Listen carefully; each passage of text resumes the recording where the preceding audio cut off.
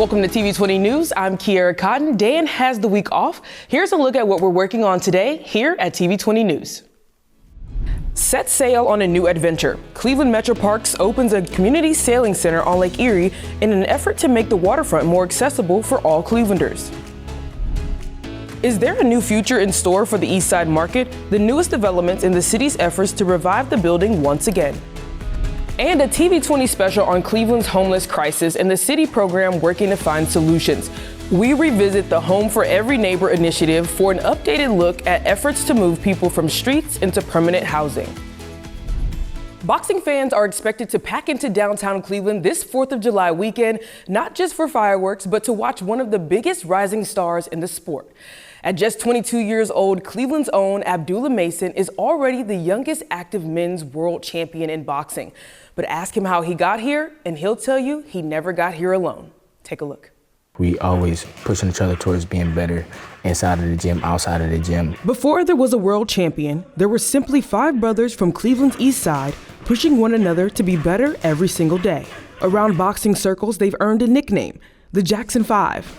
Not because they sing, but because they've always moved as one.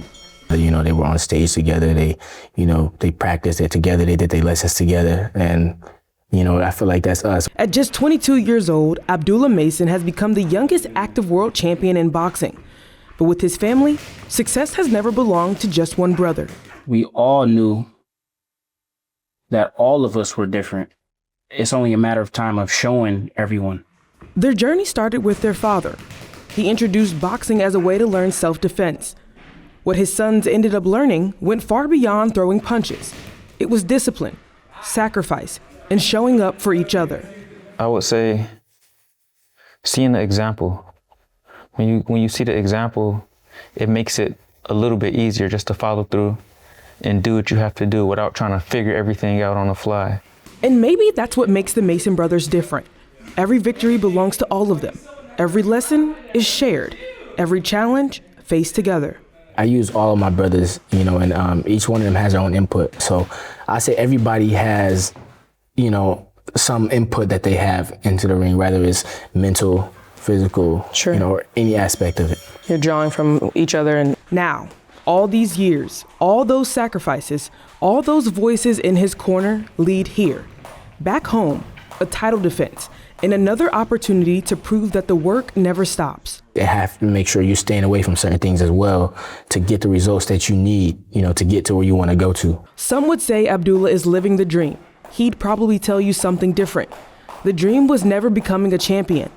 It was having the people he loves beside him every step of the journey. It's safe to say that I'm living my dream because what I'm doing now, I still have the support of my brothers and my family around me. Anything that I picture myself doing, it just felt right to have them around me. On fight night, Abdullah won't be the only Mason making the walk. 2 of his brothers will be on the same card, each writing another chapter in the family's remarkable story. And for Abdullah, the nerves disappear as soon as he hears the opening bell. When that bell rings, everything else fades away. It's just me, my opponent, in my corner. Because confidence isn't found on fight night, it's built every day in the gym. The Mason brothers return to the ring this 4th of July weekend at the Wolstein Center. And if you ask them, there will be fireworks both inside and outside the ring. Tickets are still available through Ticketmaster. The Cleveland Department of Parks and Recreation is extending the hours of several cooling centers as the temperatures are expected to rise in the coming days. Here's a look at the rec centers serving as cooling centers. Zelma George, Collinwood, Gunning, Kovacic, and Frederick Douglass. Each site has comfort areas and filtered water fountains. These cooling centers are open through July 3rd from 11:30 in the morning to 10 at night. Kids in Cleveland got the chance to build their very own bike. The Build a Bike event offers youth ages 8 to 12 a step-by-step guide on how to build a bicycle. The goal is to promote STEM education while also giving kids the chance to understand how something is built from beginning to end. Today we're going to do a bike build with the youth within the community. So these bicycles were provided to the rec center and they're absolutely free, and children that signed up for this program have the opportunity to build it with me and as well as my colleagues And throughout this bike build, they're going to learn how to understand the different components of their bicycle. And as we all like to say, when we build something on our own, that gives us the opportunity to really care for the equipment or the tool that we're going to be using. This all took place at Halloran Skating Rink. The event also highlights bike safety, providing kids with helmets, locks, and safety booklets on how to ride safely around Cleveland. I'm at the East Side Market, vacant and empty since March 31st, but now the city of Cleveland has a plan to make this a local supermarket once more. So the East Side Market is here on 105th and St. Clair. It closed about in March, and we are looking to issue a RFP to find proposals for the grocery, the learning kitchen, and the clinic space. Walking into the empty building, you can see the vacant shelves and butcher coolers, a jarring sight for a space full of potential. But to City of Cleveland's real estate project manager, Mikhail Jean-Baptiste, it took a lot of work to get this space move-in ready. So between the last 3 months from when the city took control, we had to get it back current on a tax payment plan because currently the taxes weren't being paid on it.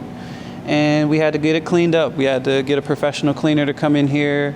And we also had to get rid of the food that was expired and the food that wasn't expired, and we gave it to the people who needed it the most and donated it.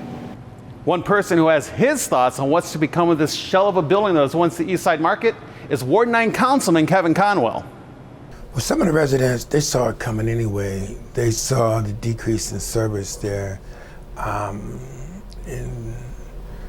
they just want to know, it's another grocery store is coming, but with quality, service, and pricing.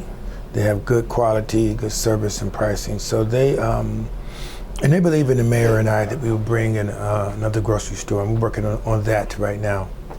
Mikhail wants the community to know that when it comes to the East Side Market, the goal is looking to a fresh, new future. More than ever, the current administration wants to give an opportunity, not specialized just to a certain group or a certain person, but everyone, and also give them the highest and best service that you could possibly get, the best quality food, the best quality clinic, and the best quality programming in the community kitchen space. Stay with TV20 for updates as work continues to get the East Side Market back up and running.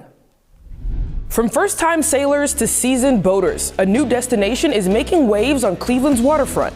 We take a look inside the Patrick S. Parker Community Sailing Center and its efforts to bring more people to the water.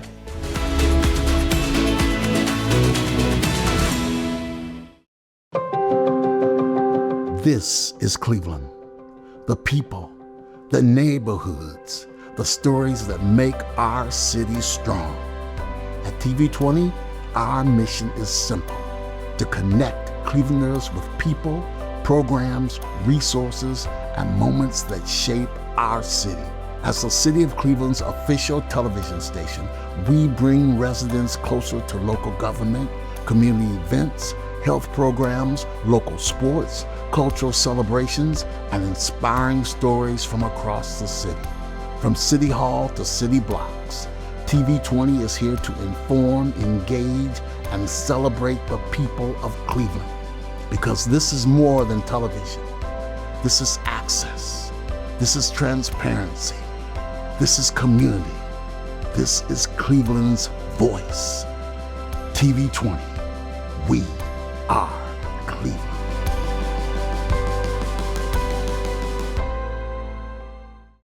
Clevelanders can now enjoy the brand new Patrick S. Parker Community Sailing Center at East 55th Marina.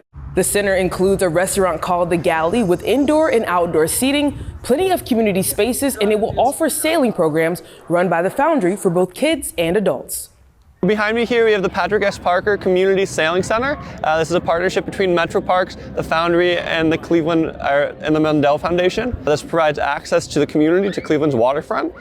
So this is from sailing from 3rd grade all the way through adult. This will be small boat as well as big boat, from beginners all the way to advanced sailors that are looking to race. The Sailing Center is open from 11 in the morning until 9 at night on Wednesday, Thursday, and Sunday, and from 11 in the morning until 10 at night on Friday and Saturday.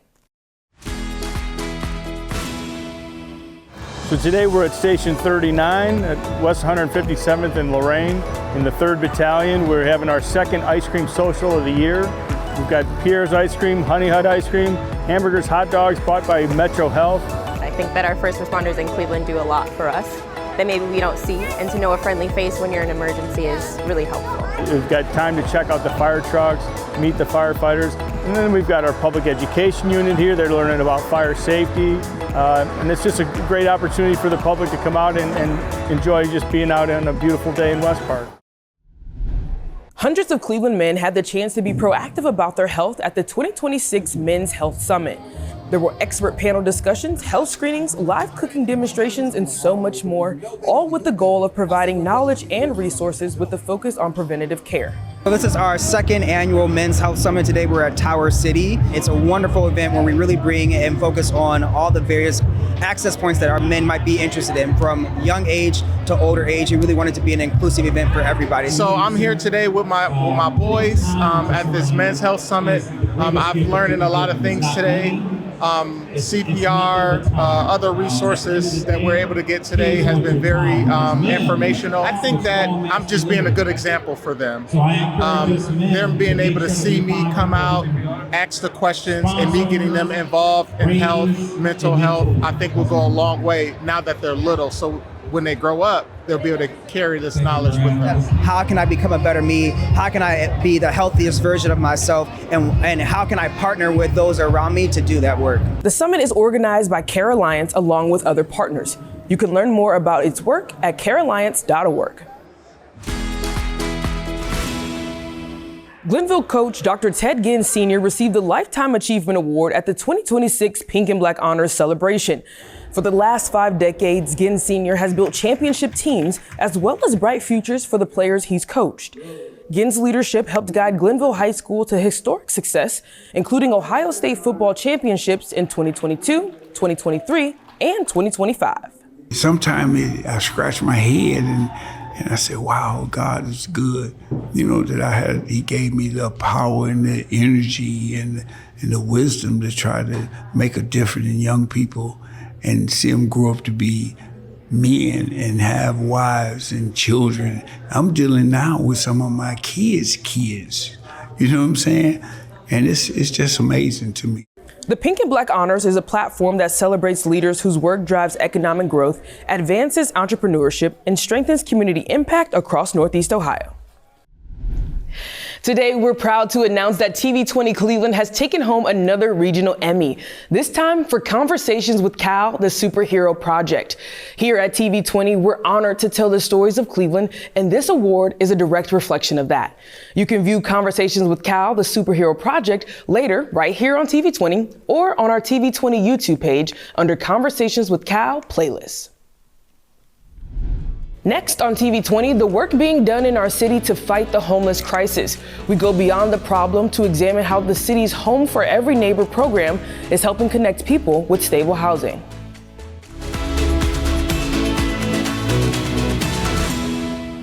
We are Cleveland. We are Cleveland. We are Cleveland. We are Cleveland. We are Cleveland. We are Cleveland. We are Cleveland.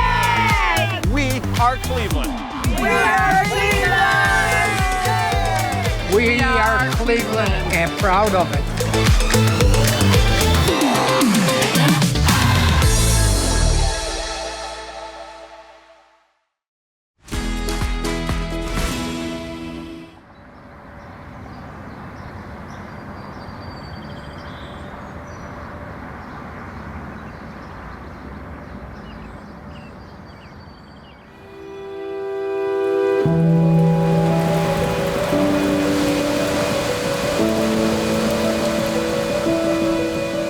For most of us, when Northeast Ohio weather is beyond brutally cold, or when wind and rain drive us indoors, or the heat becomes unbearable, we have a choice. Seek comfortable shelter away from the elements, or simply go home. But hundreds of people need help making choices about a safer environment and life, getting off the streets, finding a place to call home. Hello, I'm Eleanor Hayes. These are the stories of some of our unsheltered neighbors, co-workers, even family, and how they changed their lives.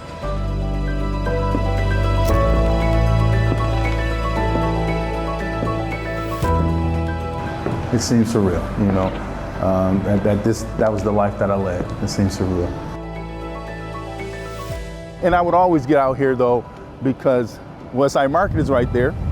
So I could scoop some sweets or fruit without anybody catching me. That was nearly 10 years ago. Lonnie Williams Jr. was battling drug addiction and homelessness. Sometimes I'd panhandle in here, and someone would walk by and I'm patting my pockets and you got $1, thinking I'm creative at how instead of just saying, hey, you got $1, I'm acting like I'm looking for money to buy a ticket.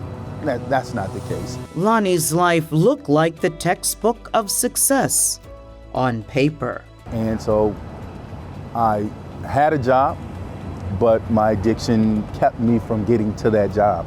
So I basically abandoned that job. And for that last month of my use, it was, where do I sleep, which was on the train or at the airport or at the Windmere station. And then when, security or something would tell you to leave, I'd just get on the train and go because I had a bus pass, so they couldn't, kick me out in that sense, I wasn't trespassing. A friend's phone call offering help and Lonnie saying yes led to sobriety, employment, and all of the things that come with having your own home again. I know that I put people in uncomfortable positions, it would be the person, oh, I don't have it, or I'm sorry. And, as I'm standing here right now thinking about that, I wish I could give more than an apology, because people don't deserve that, so I guess the only way I can make that amends is by doing the best that I can today. Lonnie is working his mission. He's now a project coordinator for the City of Cleveland's Home for Every Neighbor program. In 2 years, it has found temporary and permanent housing for over 200 people who were unsheltered, living in tents on the streets, in their cars, at the bus and train stations. What gave you the idea that you could essentially leapfrog from encampments to temporary housing and ultimately permanent housing? Yeah, so we know there are folks who live on the street who feel that it is safer for them than a shelter with 400 other men. I mean, that's what it comes down to. And there are folks who might have a dog, or there are folks who are in a opposite sex relationship. And so a man and a woman would have to separate, going into the shelter systems. And there are folks who've been in the shelters before, whether in Cleveland or elsewhere, and had trauma in the shelters, and that's why they feel safer outside. Home for Every Neighbor wraps around the housing component with support for food, mental and physical health care, employment resources, public transportation, and the plain old basics of reconnecting with a stable life and even family. So it turns out that it's really hard to reconnect with family members who are living outside and don't have a permanent address and may or may not have a good way to get in touch with. And so now for our clients, they have an address, they have an apartment, they have a home, they have a mailbox, they have a place where they can call home, and family can find them. And they're stable now, right? Because they're inside, they're able to have a consistent place to use a restroom, to shower, to store clothes. A California woman we will call Maya, worried about her loved one in Cleveland. That's the most scary part of this process, is that not knowing whether they're safe, how they're doing, not knowing where they are.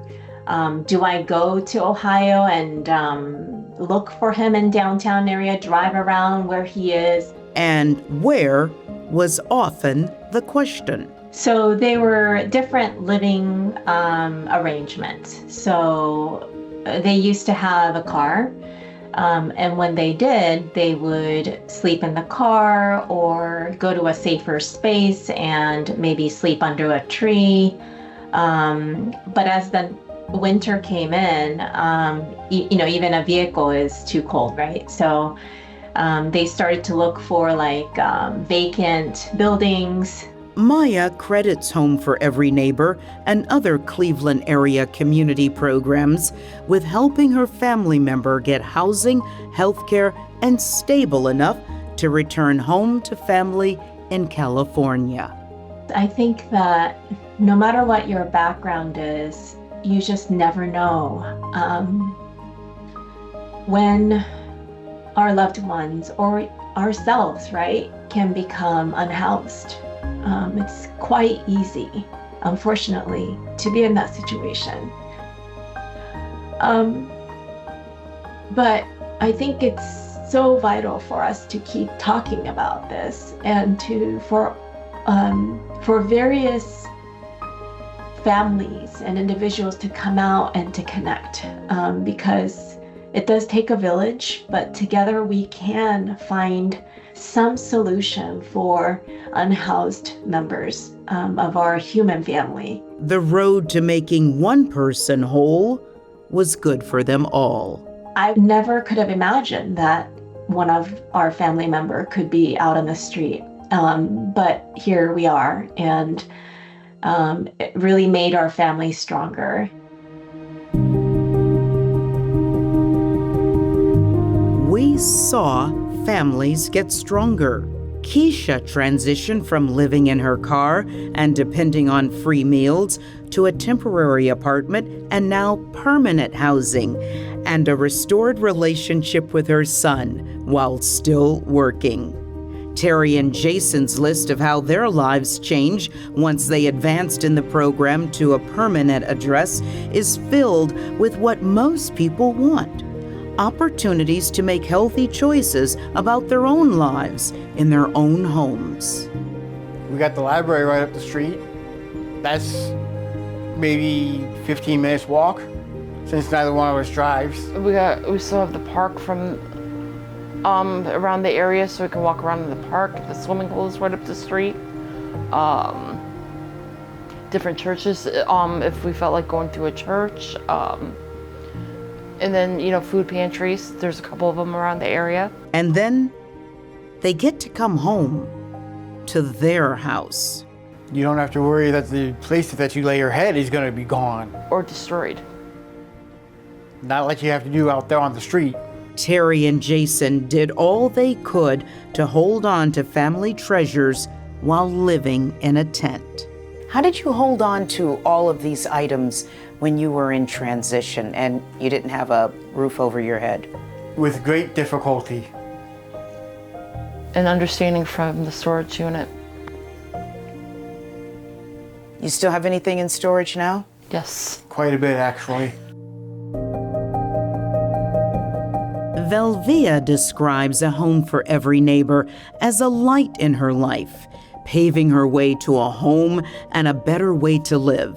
She loves lamps, which symbolize a new way forward after what she describes as years of domestic abuse and failing eyesight. Had it not have been for the Home for Every Neighbor, I'd probably still be homeless or struggling, trying to meet needs, at somewhere else. She sees the program as protection. Because when they signed me up and I told them I was going through a domestic violence situation, they would not allow that person to come and move with me, nor would they let that person be in the same vicinity in the building. Velvia has even joined Lonnie in speaking publicly to raise awareness about homelessness and solutions to address the problem. Things happen, and anybody can become homeless. People who have jobs that and you could be taking care of everything right. It's just things happen, And a lot of times, it's not your fault. It don't be that person's fault. And that's what hurt the most. Liam Haggerty is the program's housing and project manager. I think, an overarching success of the program is, I think we did something, and there's still work to go, but I think that we did something that a lot of folks questioned whether or not it was possible. Most of the people that we've housed through this program have been homeless for a year or longer, sometimes multiple years. And up to that point, there hadn't been a housing solution that worked for them. There hadn't been an opportunity for them to get off the street. And so when I think of greatest successes in the program, it's that the mayor stepped up and said, we're going to do this, and that partners and everyone on the team said, we're not going to stop until we succeed. Liam and Lonnie know to count success one home at a time, one person at a time. Where are you living right now? In the street, in the bus shelter. I ride the rapid and wherever you live. I'm 77, so 19 years I've been in this street. I'd like you to meet Lonnie. And I have no family. This is Patricia. How you doing, Patricia? I'm Lonnie. Hi. Let me ask you a question, Patricia. Where did you sleep at last night? In Metro Hospital, in the waiting room. In the waiting room? Yeah, okay. There's 5 of us. Lonnie told Patricia about the Home for Every Neighbor program and offered help. Patricia was skeptical. She mentioned that she doesn't need the help. And there's pride there. There's a 77-year-old veteran that said she doesn't need the help, but she's sleeping in the Metro Hospital lobby. And hopefully she'll be back, at the same place tomorrow, and we'll just come back tomorrow. To build that rapport, that there's a trust that's built, so that then when the offer is made, hey, there is housing. And so you can imagine just going from staying out in a tent with the elements to now having your own key, your own hallway, your own door, your own bed, your own couch, all these things that just make life so much better and more bearable. And all of a sudden it's easier to take care of your health, your physical health, your mental health. So things get better when people have housing. Housing is health.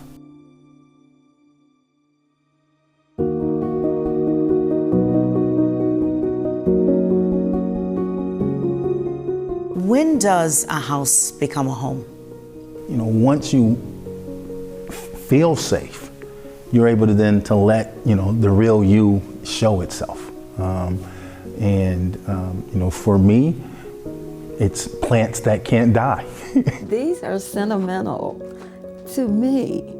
I get chills when I think about it. This is my significant other, partner I used to have. It was a woman, she gave me that. Oh. And housewarming gift here. That one came from the guy that I was with before, and his cousin liked me a lot, which could have been a husband. It never stops being remarkable when I get to visit folks in their units, whether it's a few days after they moved in or a year later, because it's always a stark difference, just in terms of you can tell the person's slept through the night for a couple of nights. You can tell that the person is relaxed and at peace. All the paintings in this house, even the one behind you there, my mother painted. It's nice that you are showcasing her work now. It's nice to have a place to show it.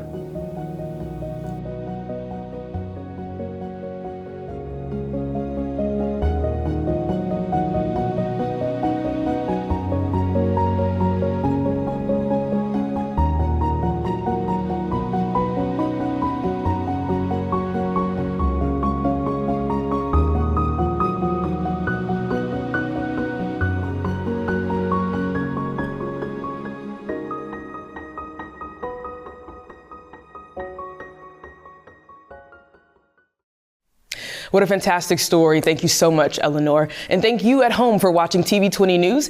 You can follow TV20 Cleveland on Instagram and Facebook, or subscribe to our YouTube page. You can also watch our live stream at clevelandohio.gov/TV20.